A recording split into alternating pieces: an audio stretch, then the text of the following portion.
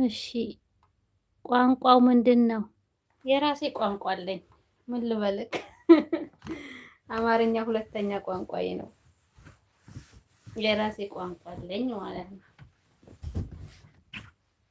ለምሳሌ ጉራጌ፣ ስልጤ ሰምተህ አታውቅም? እንደዛም እንደነሱም እኔም የራሴ ብሔር በራሴ ደግሞ ቋንቋ አለ ማለት ነው።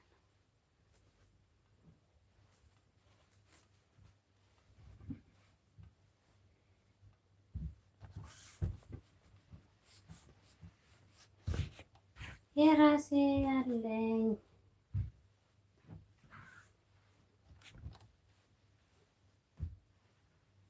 አማርኛ ብቻ የማወራ ሰው መስላለዋ።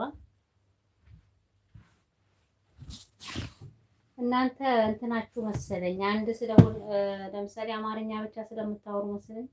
ከዚህ በፊት ብዙ ሰው ብሎኛል፣ አማራ ነሽ ብሎኛል።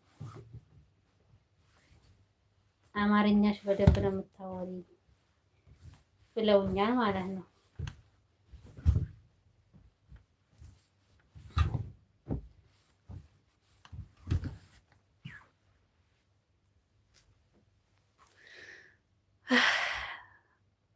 በቃ ተይው፣ ግራ እንዳታጋቢኝ።